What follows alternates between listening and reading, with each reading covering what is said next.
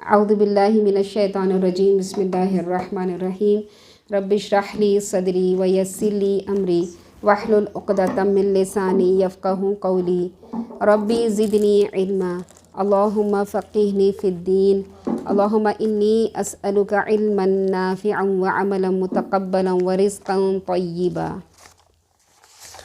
آمین ثم آمین۔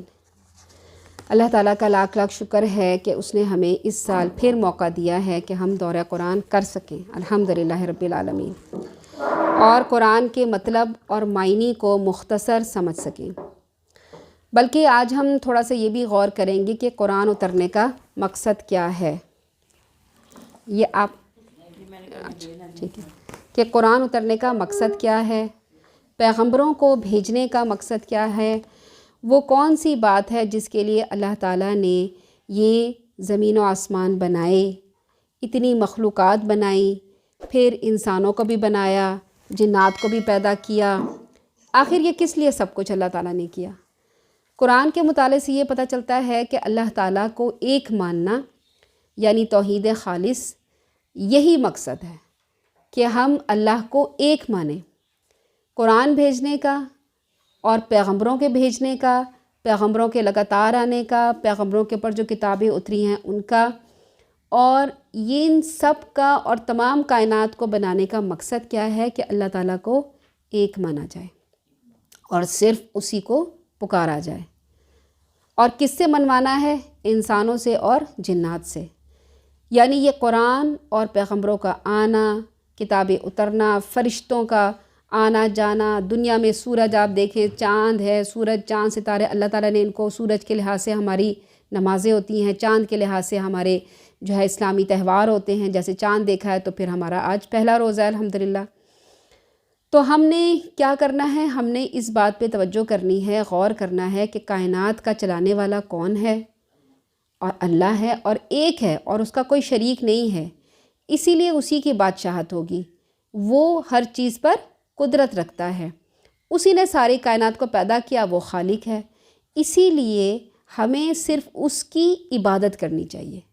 اب عبادت تو ہم الحمدللہ اللہ تعالیٰ کی کرتے ہیں، مگر عبادت کے بھی دو حصے ہوتے ہیں۔ ایک ہوتا ہے نماز، روزہ، زکوٰۃ، حج اور ہمارے مالی عبادات اور ہمارے مال خرچ کرنا۔ دوسرے ایک عبادت کا وہ حصہ ہوتا ہے کہ جب ہمیں کوئی مشکل پیش آتی ہے تو ہم اللہ تعالیٰ کو پکارتے ہیں، ایاک نعبد و ایاک نستعین۔ ایاک نعبد کا مطلب ہم اللہ تعالیٰ کی عبادت کرتے ہیں، و ایاک نستعین ہم اس کو پکارتے ہیں۔ اب پکارنے میں کیا ہوتا ہے؟ ایاک نعبد تو سب کرتے ہیں الحمدللہ، لیکن جب کوئی پریشانی آ جاتی ہے، کوئی مصیبت آتی ہے، کوئی تکلیف آتی ہے تو ہم کس کو پکارنا شروع کر دیتے ہیں؟ اللہ کے علاوہ دوسرے لوگوں کو۔ کسی پیر فقیر کے پاس چلے جاتے ہیں، کسی قبر والے کے پاس چلے جاتے ہیں، کبھی تعویذ گنڈا کرنے چلے جاتے ہیں، یا کسی درخت کے پاس ہم یہاں پر جائیں گے، کچھ کریں گے تو کچھ ہو جائے گا، یعنی اس وقت ہمارا ایمان گڑبڑ ہونے لگتا ہے۔ تو اللہ تعالیٰ کیا فرماتے ہیں؟ ایاک نعبد و ایاک نستعین، اللہ ہی کی عبادت کرو، میری عبادت کرو اور صرف مجھ سے مانگو۔ تو یہ عبادت جو ہے وہ مکمل ہوتی ہے جب ہم صرف اللہ تعالیٰ کی عبادت کرتے ہیں۔ تو قرآن جو اللہ تعالیٰ نے نازل کیا ہے، اس لیے نازل کیا ہے تاکہ ہمیں یہ بتائے کہ تمہیں کس نے پیدا کیا، تمہارا خالق کون ہے، تمہیں رزق کون دے رہا ہے، تمہاری پرورش کون کر رہا ہے، تمہاری نسل کیسے بڑھا رہا ہے، تمہیں بچے کون دے رہا ہے، تمہیں کھانے پینے کی چیزیں کون دے رہا ہے، تمہارے پر یہ آسمان کس نے بنایا، یہ سورج کس نے بنایا، یہ چاند۔ تو یہ سب چیزیں اللہ تعالیٰ فرماتے ہیں کہ میں تمہارا رب ہوں، میں تمہاری پرورش کر رہا ہوں، میں خالق ہوں، میں تمہارا مالک ہوں۔ تو عبادت کے لائق پھر کون ہوا؟ تو پھر اللہ تعالیٰ ہی عبادت کے لائق ہوا۔ تو پھر ہم نے اس قرآن میں کیا دیکھنا ہے کہ اللہ تعالیٰ نے اپنی صفات بیان کی ہیں، اور اللہ تعالیٰ نے اپنی صفات سے ہی یہ قرآن شروع کیا ہے۔ تو اللہ تعالیٰ کی صفات کس لیے ہوتی ہیں؟ اسی میں اس کے افعال ہوتے ہیں، یعنی خالق ہے یعنی پیدا کرنے والا، تخلیق، مالک ہے تو بادشاہ، ٹھیک ہے، علیم ہے تو علم والا ہے، یعنی اس کی صفات سے ہمیں اس کے افعال یعنی کام کرنے کی چیزوں کا پتہ چلتا ہے۔ اب اس اسماء کے یعنی اسماء الہی کے یا اسماء الحسنہ کے فائدے کیا ہوتے ہیں کہ ہم اس کو جانیں؟ اس کے فائدے یہ ہوتے ہیں کہ انسان گناہوں سے بچنا شروع کر دیتا ہے۔ جب اس کو انسان کو معلوم ہے نا اللہ تعالیٰ بصیر ہے، السمیع البصیر ہے، سن بھی رہا ہے دیکھ بھی رہا ہے. تو میں اگر کوئی غلط کام کروں گا تو اللہ تعالیٰ تو سن رہا ہے دیکھ رہا ہے. جب اس کو اللہ تعالیٰ کے اس اسماء کی اویئرنیس ہوگی تو وہ کیا کرے گا؟ گناہوں سے بچ جائے گا. پھر جس انسان کو اللہ تعالیٰ کے اسماء کی اویئرنیس ہوتی ہے، اسماء کی پہچان ہوتی ہے، اسے اللہ کے عذاب سے ڈر لگنے لگتا ہے، اللہ کی رحمت کا امیدوار ہو جاتا ہے، پریشانیوں سے نجات پا لیتا ہے، فرائض کا پابند ہو جاتا ہے، فرائض کو کبھی نہیں چھوڑتا، آخرت کی فکر کی تیاری میں مشغول ہو جاتا ہے، باطل کا مقابلہ کرنے کی ہمت رکھتا ہے. جب کوئی ہمیں غلط بات کہے گا، اگر ہمیں پاس قرآن کا علم ہوگا ہم اس کو جواب دے سکتے ہیں. اگر ہمارے پاس علم نہیں ہوگا تو قرآن ہی تو سب سے بڑی ایک ایسی چیز ہے جو ہم دنیا کی باطل قوتوں سے لڑ سکتے ہیں. لیکن جب ہمیں علم نہیں ہوگا تو ہم نہیں لڑ سکتے. تو اگر ہمیں علم ہوگا تو ہم باطل قوتوں کا مقابلہ کر سکتے ہیں، نفاق اور دھوکہ دہی سے چھٹکارا حاصل کر سکتے ہیں، مخلوق کے خدا سے اور دین کے دشمنوں سے اذیت اور تکلیف پہنچنے پر خود کو تنہا محسوس نہیں کرتے. ہر وقت اللہ کی اطاعت اور اللہ کی معیت، یعنی ہر وقت اللہ تعالیٰ ساتھ ہے، یہ احساس انسان کو ہر وقت رہتا ہے. پھر ایسا انسان جو اسماء الہی کا اسے معرفت حاصل ہو، اپنے حال کو بہترین بنانے کی کوشش کرتا ہے، ماضی کے گناہوں پر سچے دل سے استغفار کرتا ہے، ہر وقت اللہ کے سامنے حاضر ہونے کا احساس رہتا ہے، وقت کو ضائع نہیں کرتا، اللہ کے حقوق اور حقوق العباد اور زکوٰۃ اور صدقہ خیرات خوشی سے کرتا ہے، دوسروں کو بھی نیک کام کرنے کی دعوت دیتا رہتا ہے اور عمل کرنے کی طرف خوشی سے لپکتا ہے. ایسا انسان جسے اسماء الحسنہ کی معرفت حاصل ہوتی ہے. اب ہم شروع کرتے ہیں اللہ تعالیٰ کے پاک نام سے، سورہ فاتحہ سے. ٹھیک ہے، سورہ فاتحہ بہت عظیم سورت ہے اور اللہ تعالیٰ نے یہ نازل کی ہے سورہ فاتحہ، جس میں شروع ہی یہ اس سے ہوتی ہے، اللہ تعالیٰ کے اسماء الحسنہ سے ہوتی ہے. اس کی فضیلت یہ ہے، ترمذی میں ہے کہ اس ذات کی قسم جس کے قبضہ قدرت میں میری جان ہے، اس جیسی کوئی صورت نہ تورات میں نازل کی گئی، نہ انجیل میں نازل کی گئی، نہ ہی زبور میں اور نہ ہی فرقان میں. یہ بار بار دہرائی جانے والی 7 آیات پر مشتمل 7 مثانی بھی کہتے ہیں. یہ قرآن عظیم ہے جو آپ صلی اللہ علیہ وسلم کو دیا گیا ہے. پھر یہ ام القرآن یعنی قرآن کی اساس، یعنی قرآن کی بنیاد ہے. بار بار دہرائی جانے والی 7 آیات اور قرآن عظیم ہے. پھر سورہ فاتحہ پر مشتمل دعا کرنے کے بعد آدمی جو مانگے وہ اسے مل جاتا ہے.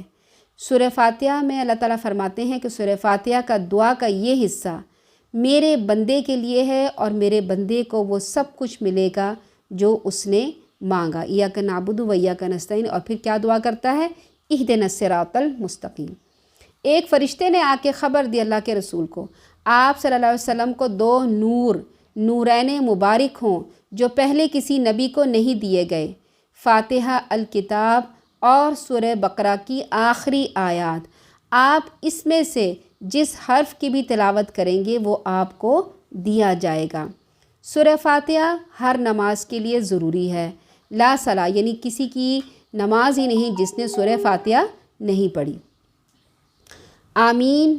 آمین کا مطلب ہوتا ہے قبول کر لینا. اس سورت کو پڑھنے اور سننے کے بعد آمین کہنا چاہیے. آمین کے بعد جب دعا کی جائے تو دعا قبول ہوتی ہے. سورہ فاتحہ کی تلاوت کے بعد آمین لازمی کہنا چاہیے. جس شخص کی آمین فرشتوں کی آمین سے مل جائے اس کے سابقہ گناہ معاف ہو جاتے ہیں. اور جب اونچی آواز میں نماز پڑھی جاتی ہے تو اونچی آواز میں آمین کہتے ہیں.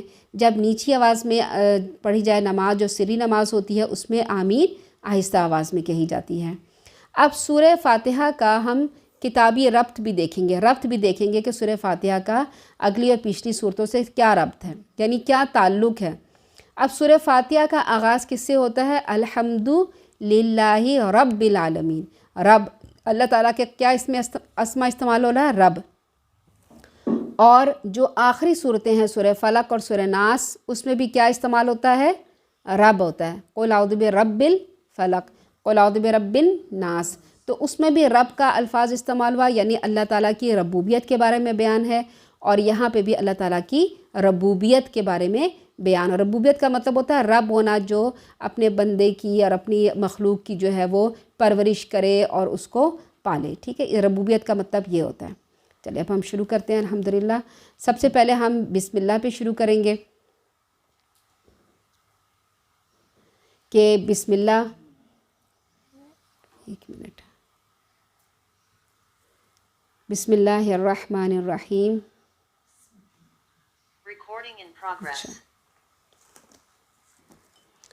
ہم ہر کام کرنے سے پہلے بسم اللہ الرحمن الرحیم پڑھتے ہیں. اچھا، قرآن پڑھنے سے پہلے تعوذ بھی پڑھتے ہیں، اعوذ باللہ من الشیطان الرجیم. سب سے پہلے ہم اللہ تعالیٰ کی پناہ چاہتے ہیں کہ اے اللہ ہمیں اپنی پناہ میں لے لے اس شیطان مردود سے.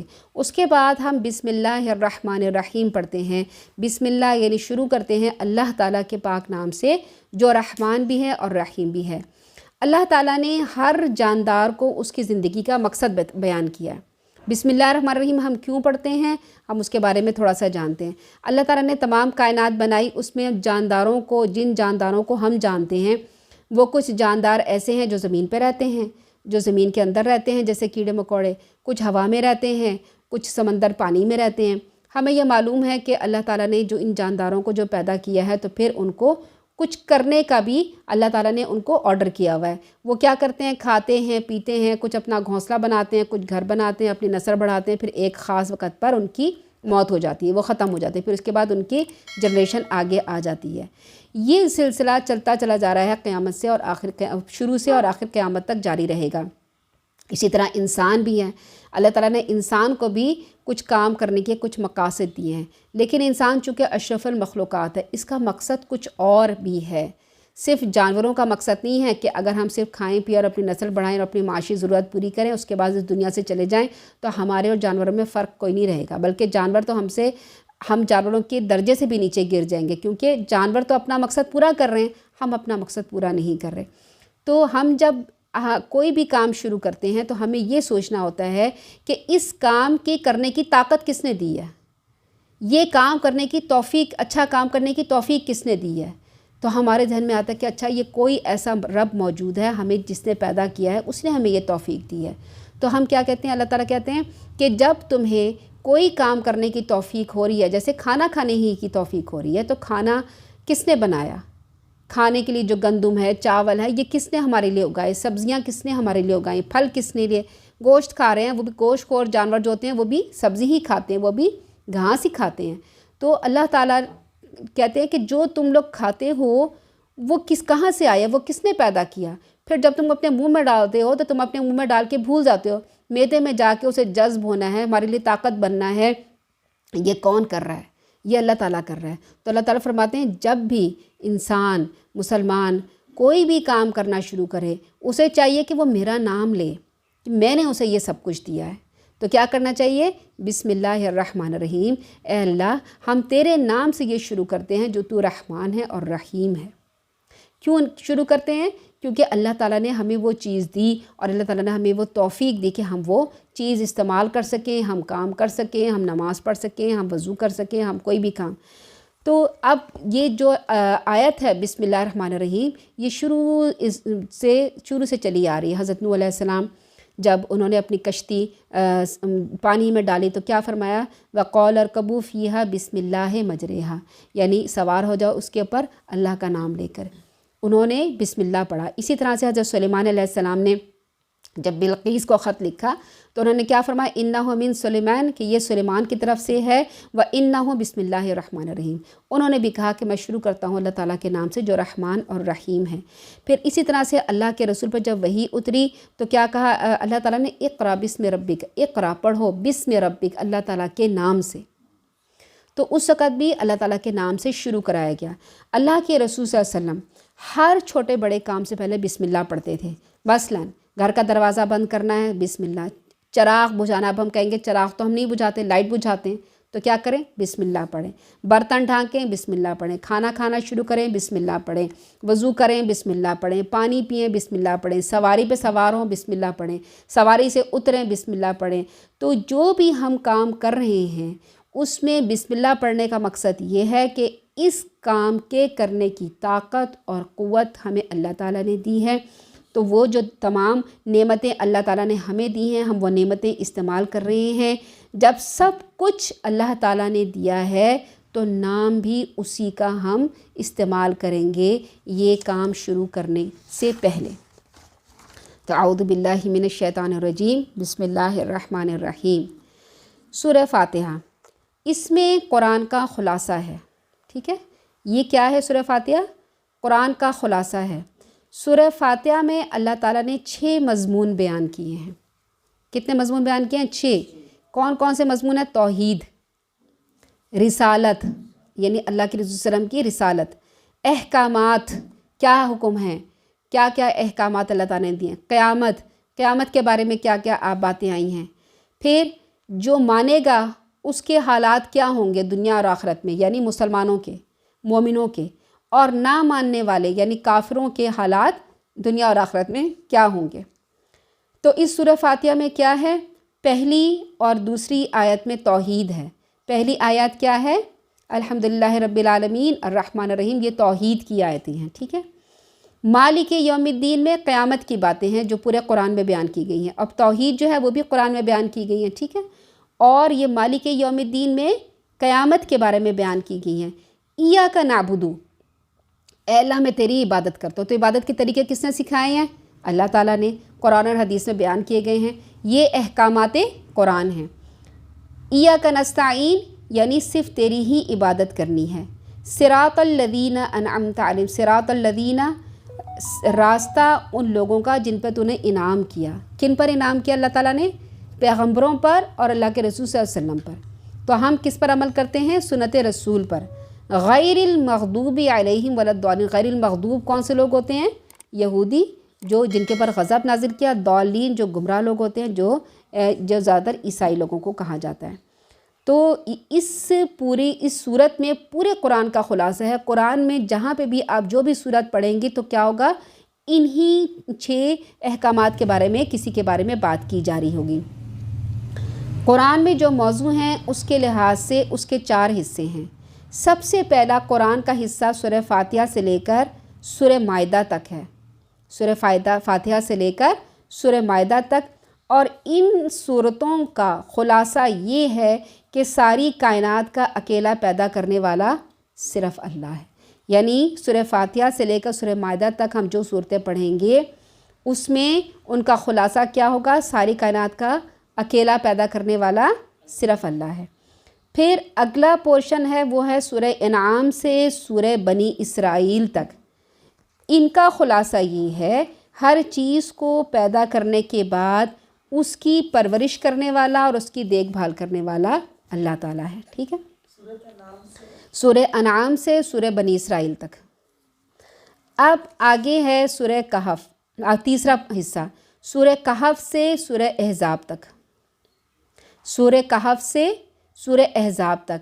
اس کا ان صورتوں کا خلاصہ کیا ہوگا کہ بادشاہ صرف اللہ ہے، وہی مالک ہے، وہی مختار ہے، وہی برکتیں عطا کرتا ہے، اپنے اختیارات میں کسی کو شریک نہیں بناتا۔ ان صورتوں کا خلاصہ یہ ہے۔ جب ان خلاصوں کو آپ مد نظر رکھ کر ان صورتوں کی تلاوت کریں گے، ترجمہ دیکھیں گے نا، تو آپ کا ذہن اور زیادہ کھلے گا، آپ کو اور زیادہ سمجھ آئے گی انشاءاللہ۔ پھر چوتھا حصہ سورہ سبا سے لے کر آخری سورت تک، سورہ سبا سے آخری سورت ناس تک۔ ان صورتوں کا خلاصہ یہ ہے کہ قیامت کے دن کا مالک صرف اللہ ہے، اس کے سامنے کوئی سفارشی نہیں ہے، یعنی ہم کوئی بھی انسان، کوئی بھی جنات اس کے سامنے سفارش نہیں کر سکتا۔ یہ ان صورت کا خلاصہ ہے۔ تو شروع کرتے ہیں ہم اللہ تعالیٰ کے پاک نام سے سورہ فاتحہ۔ ہم اس کی تھوڑی سی تلاوت سن لیتے ہیں۔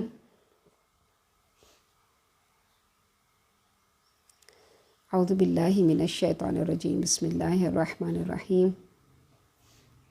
اعوذ باللہ من الشیطان الرجیم، بسم اللہ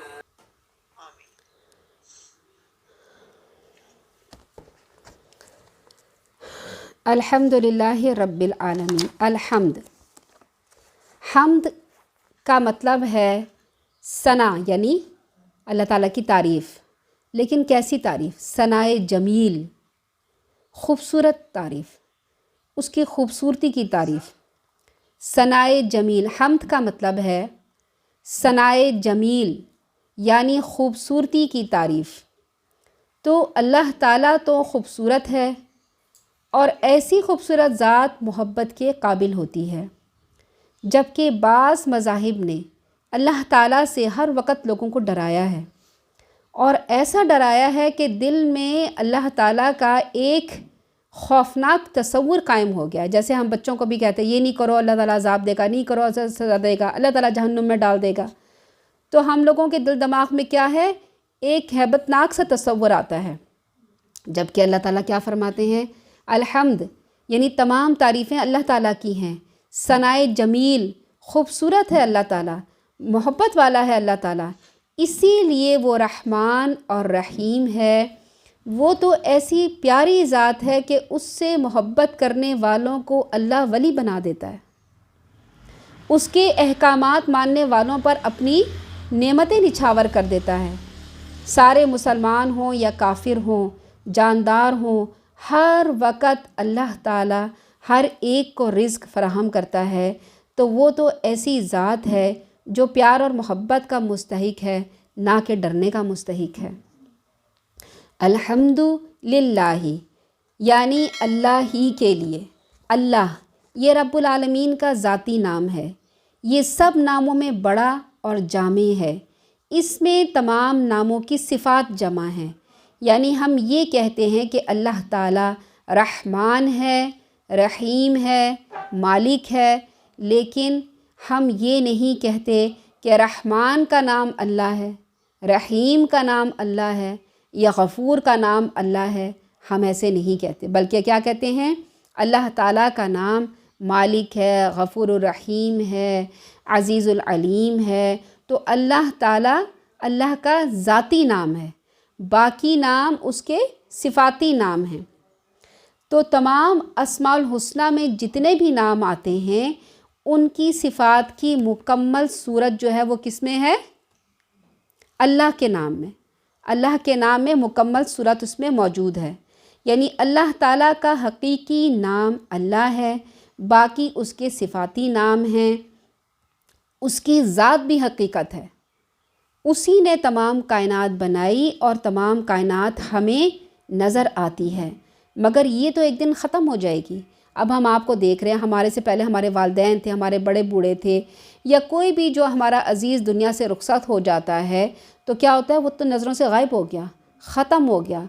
उसकी हड्डियाँ भी एक साल में ख़त्म हो जाती हैं, सब कुछ ख़त्म हो जाता है। तो इंसान, और अभी आपने तुर्की में जब ज़लज़ला देखा तो क्या देखा, वहाँ पर सारा जो है वो उनकी बिल्डिंगें गिर गई, बलिया मेट हो गई।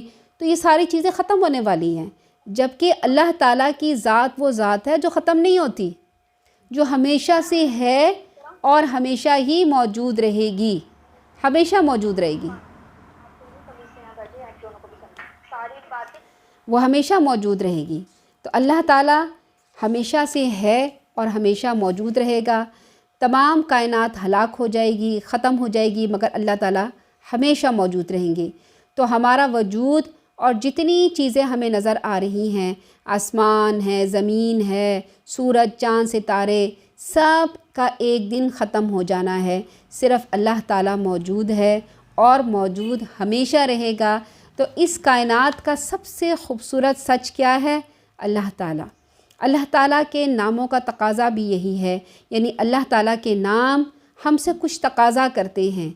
इस नाम अल्लाह का तकाज़ा ये है कि हमारे दिल में हर वक़्त अल्लाह का ख़याल हो, उसके सिवा किसी की तरफ नज़रें ना उठाएं, ना तवज्जो करें, ना किसी गैर से डरें, क्योंकि वही मौजूद है। तो जब वो मौजूद है तो उसकी ताकत, उसकी क़ुव्वत, उसकी कुदरत, वो अपनी तमाम सिफ़ात के साथ मौजूद है। तो जब भी कोई मुश्किलों को परेशानी हो, अल्लाह को पुकारें। अल्लाह ताला तो ताकतवर है, अल्लाह ताला तो शाफ़ी है, अल्लाह ताला तो मुश्किल कुशा है, अल्लाह ताला तो देने वाला है। तो वो अपनी सिफ़ात के साथ हमेशा मौजूद रहेगा। ہم سب ایک دن ختم ہو جائیں گے، تو پھر بھی تعریف صرف اللہ کی ہوگی، اللہ تعالیٰ پھر بھی اپنی صفات کے ساتھ موجود ہوگا۔ ہم سب جب ختم ہو جائیں گے، تمام کائنات ملیہ میٹ ہو جائے گی، اللہ تعالیٰ پھر بھی سمیع رہے گا، پھر بھی وہ سنے گا، اللہ تعالیٰ پھر بھی بصیر ہوگا، پھر بھی وہ دیکھے گا، اللہ تعالیٰ علیم پھر بھی رہے گا، اللہ تعالیٰ پھر بھی غفور رہے گا۔ ہم سب ختم ہو جائیں گے، کیوں کہ وہ ہمیشہ سے ہے اور ہمیشہ رہے گا، وہی حی ہے، وہی قیوم، یعنی ساری کائنات جب ختم بھی ہو جائے گی وہ پھر بھی زندہ رہے گا، وہ پھر بھی قائم رہے گا۔ اس کائنات کو بھی اس نے زندگی بخشی ہے اور اس کائنات کے ہر چیز کو اس نے قائم رکھا ہے، تو وہ حی اور قیوم ہے، وہ ہمیشہ سننے والا ہے اور ہمیشہ دیکھنے والا رہے گا۔ تو اللہ تعالیٰ ہمیشہ اپنی صفات کے ساتھ پہلے بھی تھا اور ہمیشہ رہے گا۔ یہ لفظ یعنی اللہ عجیب شان رکھتا ہے۔ اگر اللہ سے ایک الف ہٹا دیا جائے تو للہ یعنی ہر شے کا مالک اللہ ہے، اس کا مطلب ہو جائے گا۔ اگر ایک لام ہٹا دیا جائے تو لہو رہ جائے گا، یعنی اسی کے لیے، اور اگر لام ہٹا دیا جائے تو ہا پیش ہو رہ جائے گا اور اس کا مطلب ہوتا ہے ہو، یہ بھی صرف اللہ تعالیٰ کی طرف اشارہ کرتا ہے۔ ہم اس نام کو قرآن میں بار بار پڑھیں گے کہ اس نام کے ساتھ پیغمبروں نے اللہ کو پکارا، کسی مجبور نے اللہ کو پکارا، کسی نے محبت کی تو اللہ سے ہی کی۔ اس نام مبارک کی تفسیر ہم نے تھوڑی سی اس میں ہم نے دیکھی ہے۔ تو اللہ تعالیٰ بلا شبہ اللہ تعالیٰ کی ذات پاک ہے، ہم سب کو اس سے محبت ہے، اس کے بارے میں جاننا چاہتے ہیں، اگرچہ اس کی کسی صفت کو ہم مکمل نہیں جان سکتے کیونکہ ہمارا ذہن محدود ہے اور اللہ تعالیٰ تو لامحدود ہے۔ ہم اگر یہ سوچتے ہیں کہ اللہ تعالیٰ دیکھتا ہے تو ہم اپنے لحاظ سے دیکھ رہے ہیں کہ جیسے ہم دیکھتے ہیں، لیکن اللہ تعالیٰ کی نہ آنکھیں ہیں، نہ اللہ تعالیٰ کا دیکھنا محدود ہے۔ اللہ تعالیٰ تو سامنے 7 آسمان ہیں اور 7 آسمانوں میں کتنی رکاوٹیں ہیں، کتنی مخلوقات اللہ تعالیٰ نے پیدا کی ہے۔ اب ہم تو اس چھت کے آر پار نہیں دیکھ سکتے، نہ دیواروں کے آر پار۔ اللہ تعالیٰ کے لیے کوئی رکاوٹ نہیں ہے، اللہ تعالیٰ بغیر کسی رکاوٹ کے ہر ایک چیز کو دیکھ رہے ہیں۔ جیسے ہمیں یہاں دیکھ رہے ہیں، ہر شخص جو اپنے گھر میں بیٹھا ہے، جو ہر کیڑا جو اس زمین کے اندر موجود ہے، جو ہواؤں میں جو جتنے ذرے جتنے جراثیم، اللہ تعالیٰ سب کو برابر دیکھ رہا ہے۔ اللہ تعالیٰ کی صفت بصیر اور تمام صفات ایسی نہیں ہیں کہ ہم کسی کو مکمل طور سے ہم کبھی بھی مکمل طور سے جان نہیں سکتے کیونکہ ہمارا ذہن اور عقل بہت محدود ہے۔ تو اب وہ کتنا علم ہے، اس کی قدرت کتنی ہے، اس کی قوت کتنی ہے، وہ رحمان، تو اس کی اسماء الحسنی، اس کے صفات ہمیں قرآن مجید سے ملیں گے۔ اللہ تعالیٰ قرآن میں اپنا تعارف کراتا ہے، میں کتنا غفور ہوں، میں کتنا رحیم ہوں، میں کتنا بصیر ہوں، یہ تمام صفات ہمیں قرآن پڑھنے سے پتہ چلتی ہیں۔ پھر رب، الحمدللہ کے بعد رب عبرانی زبان کا لفظ ہے، یعنی پیدا کرنے کے بعد چھوڑ نہیں دینا بلکہ لگاتار اس کی پرورش کرتے رہنا۔ جیسے بیج ہوتا ہے، ایک آم کا بیج ہوتا ہے، آپ ڈالتے ہیں زمین میں، وہ کیا ہوتا ہے، پھٹتا ہے، اس میں سے 2 پتے نکلتے ہیں، پھر وہ بڑھتا ہے، بڑھتا ہے، چھوٹا سا پودا بنتا ہے، پھر بڑا ہوتا ہے، پھر اس کے پتے نکلتے ہیں، پھر اس میں بور آتا ہے، پھر اس میں آم آتا ہے۔ تو اللہ تعالیٰ نے بیج کو پیدا کر کے چھوڑ نہیں دیا، اس کی پرورش کی ہے۔ اسی طرح بچہ ہوتا ہے، اس کی پرورش کی جاتی ہے، بچہ ہوتا ہے، پیدا ہوتا ہے، کمزور ہوتا ہے، دودھ پیتا ہے، پھر وہ بڑا ہوتا ہے، پھر وہ کھیلتا کودتا ہے، پھر وہ اور جوان ہوتا ہے، پھر آخرکار بڑھاپا آتا ہے، پھر موت آ جاتی ہے اسے۔ تو رب کیا ہے کہ ہر ایک کی اس کے ماحول کے لحاظ سے اس کی پرورش کی جاتی ہے۔ جیسے پانی میں مچھلیوں کی جاتی ہے، پانی میں رہنے والے جانوروں کی، پھر ہواؤں کے رہنے والے جانوروں کی جاتی ہے، انسانوں کی کیسے کی جاتی ہے۔